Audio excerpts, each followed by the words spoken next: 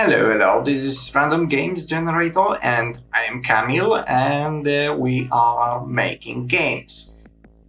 Well, I make games and you tag along and you can make games too, I guess. So that's kind of correct.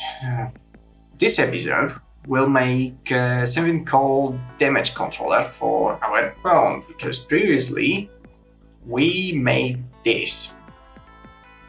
So yeah, jumping dishwashing sponge. So ambitious, so fun, yeah. I don't want that to be always a sponge, so it will be a spoon or an egg, I guess. And eggs crack real quick. In order to deal them some damage, I need a damage component. And what a component is in Unreal? Well, let's explain that real quick. Let's say that your mama has 3 children, or any other mama, I guess, and she does like those super delicious lunch boxes with like I don't know, sandwich and a banana, apple, some juice, stuff like that. And she gives and makes them for every single one of them. But the thing is, in programming, we are lazy and we try to avoid doing the same thing over and over again, so we will basically make one lunchbox that we can copy over to those children and they will be still happy because they are imaginary ones. Yeah. How do I want that to work? It's quite important. The plan is quite important. And if we have an egg, for example, it's very crude egg, I guess, and we want to damage it. All that we need is to throw it off some, high place, and it will just fall down and go like poof. And it will spill over and it will be the end of the egg. Things that will damage our thingy, whatever, if it's sponge or egg, it will be height, velocity. So if we've got like a ramp and then we've got a wall, right? And we've got like the egg that falls down that ramp and goes really fast. Well, it's not the height that kills you, it's the change of velocity. So the next damage dealing factor will be velocity.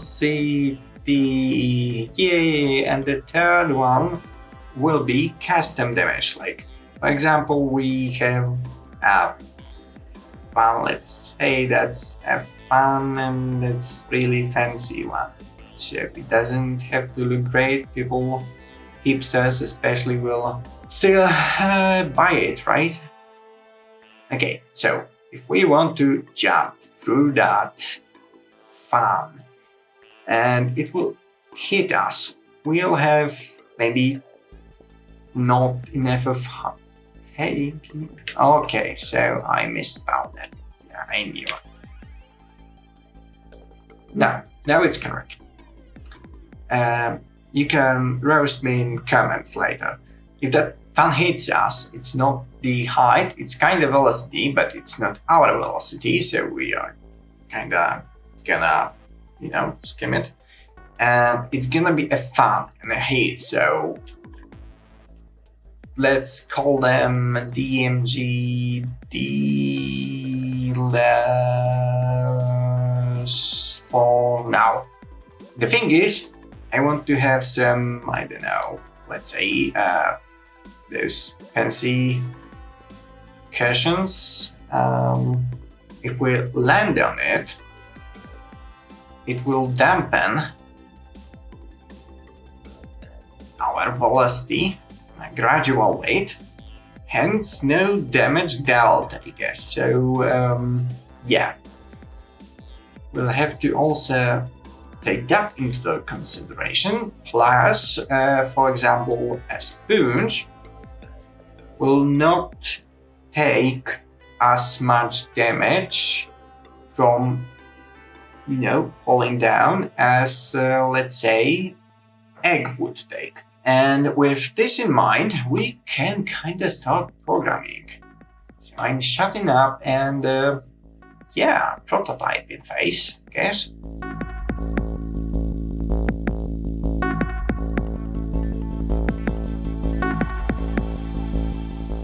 Yeah, later I will do what? I will change a class. Oh, if you have custom class and you do that this way, you can always change it in class settings using this drop down. So I will change that later to my C++ class that I will make later on, but for now, for prototyping sake, it's gonna be easier this way.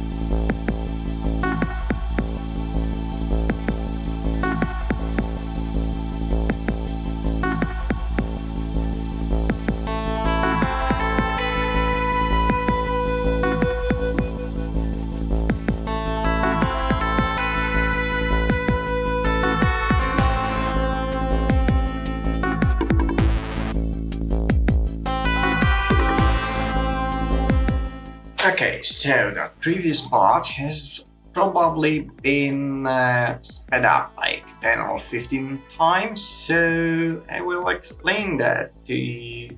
Although first to avoid hair-induced blindness, fashion time. We are doing this. We are here and we want to jump. So we are jumping and saving max height, max height, max height, max height, max height, max height up to that point.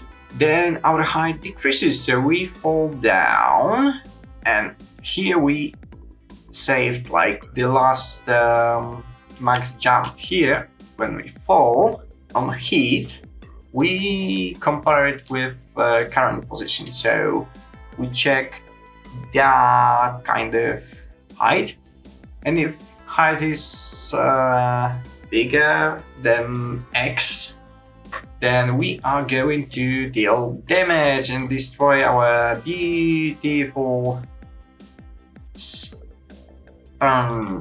Okay, so that's the theory, and the practice is basically looks like that. And by the way, if you don't know what those nodes do, you can check them out on channel that's called, let me check it out.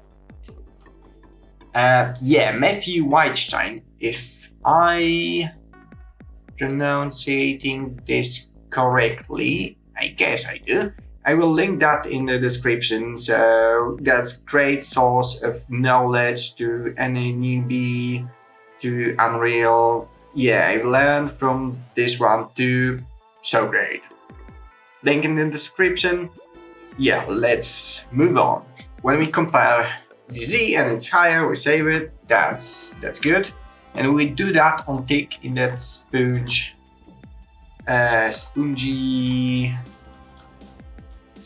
event tick. So yeah, I will probably move that somewhere else later, but you know, prototyping, when we hit something, we need to check if we need to deal damage in this bone component. So that's another handy little function.